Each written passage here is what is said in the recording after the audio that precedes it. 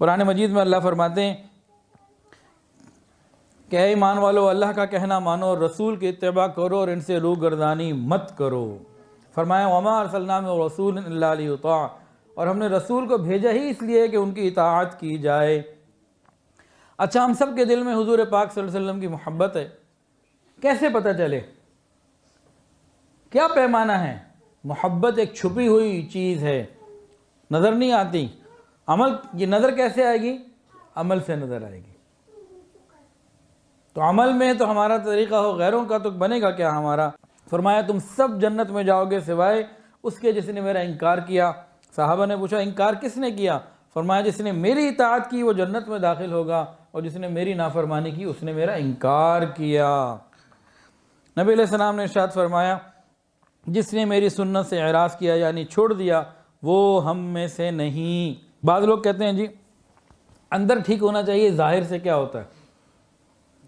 नज़र का पर्दा होना चाहिए, दिल का पर्दा होना चाहिए, ये होना चाहिए। इस तरह के बड़े बातें करते हैं।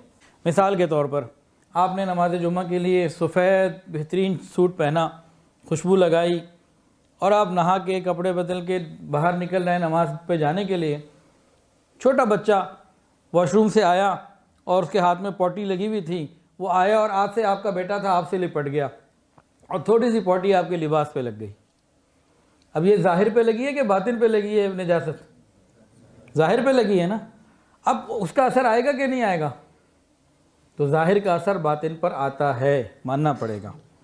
और गौर कीजिए, मैं भी बयान कर रहा हूँ ना, अगली बुध को आप आएँ, मेरे सर पे ना पगड़ी हो, ना मैंने कमीज़ पहनी हुई हो, ना शलवार हो, सिर्फ एक मैं कच्छा पहन लूँ जिसमें नाफ भी छुप जाए और ये घुटने तक पूरा छुप जाए,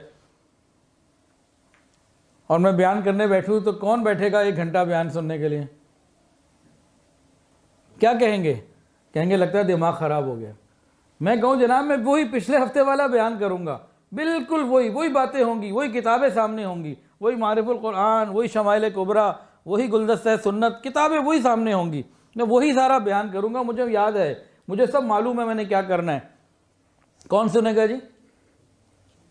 मैं कहूँगा ज़ाहिर ही तो बदला है, अंदर तो वही है, जो बोलूँगा वो भी वही है, कौन सुनेगा? क्यों? सब कहेंगे लगता है दिमाग ख़राब हो गया, पागल हो गया, अंदर बदल गया। तो जनाब ज़ाहिर का फ़र्क होता है, मान लीजिए। हदीस से भी सुन लीजिए, नबी अलैहिस्सलातु वस्सलाम ने इरशाद फरमाया जब सफ़े बनाया करो तो सीधी रखा करो, टेढ़ा मत किया करो।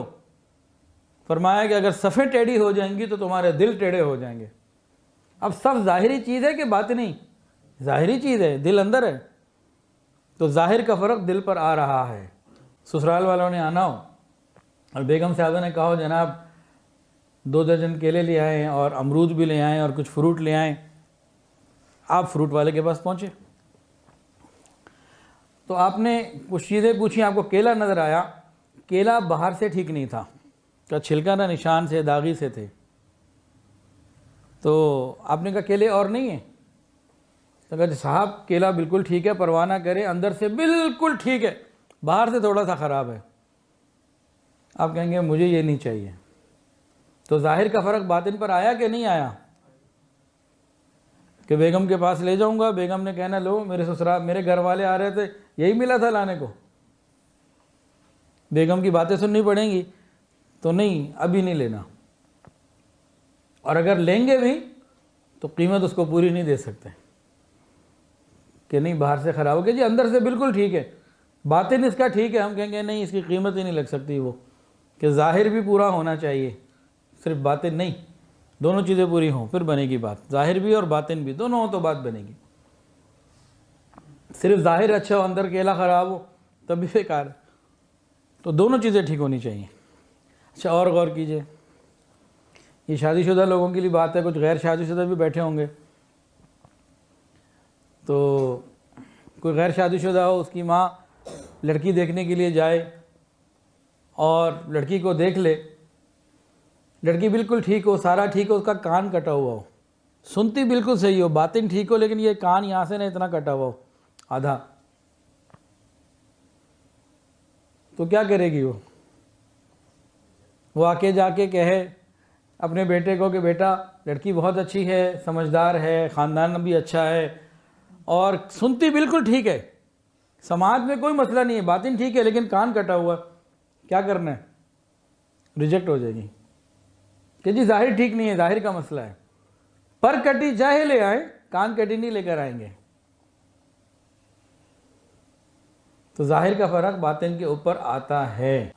एक केस चल रहा था अदालत में, उसकी 2-3 महीने प्रोसीडिंग होती रही, लोग आते रहे। फिर जज ने आखिरी दिन डिसाइड किया जी फलाने दिन मैंने इस केस का फैसला सुनाना है, और लोग चले गए। अब उस दिन सारे लोग आ गए, दोनों पार्टियां आ गई कि जी आज तो फैसला आना है। अब जज साहब नहीं आए, टाइम गुजर गया, 20-25 मिनट ऊपर हो गए। फिर इतने में देखा अचानक जज साहब आए हुए हैं, और वो लहंगा पहना हुआ है अपनी बीवी का, लाल रंग का, और वो लहंगा पहन के आके सीधा अपनी टेबल पे बैठ गए, अपने कुर्सी पे बैठ गए। Order order order. अब लोग जज साहब को देख रहे हैं, इनको क्या हुआ? वो कहने लगे कि मैं फैसला सुनाना चाहता हूँ, सब मुतवज्जे हो जाएं। अब लोग परेशान हैं कि जज साहब को हुआ क्या, ये आज अपनी बेगम का लिबास पहन कर आ गए, लहंगा पहन कर आ गए। तो जज साहब कहें भी क्या बात है, क्यों परेशान हो रहे हो? असल में घर में लाइट नहीं थी या कोई मसला हो गया था, तो मेरे ड्रेस नहीं था, मैं बीवी का पहन के आ गया, इसमें क्या फ़र्क पड़ता है? लिबास ही तो पहने ना मैंने, और क्या किया है? तो फैसला तो मैं वही सुनाऊंगा। तो कोई भी नहीं सुनेगा, जनाब अभी आप पहले अपने हुलिये में आए, उसके बाद बात होगी। कि लगता है आपका दिमाग ख़राब हो गया, वो अब लहंगा पहन कर आ गए। तो ज़ाहिर का फ़र्क बातिन पर होता है। हमें चाहिए कि इन बातों को समझें और अल्लाह ताला की तरफ मुतवज्जे रहें, फिर आसानी रहेगी, वरना इन मामलात में जाके हमारा ईमान ख़राब होता है।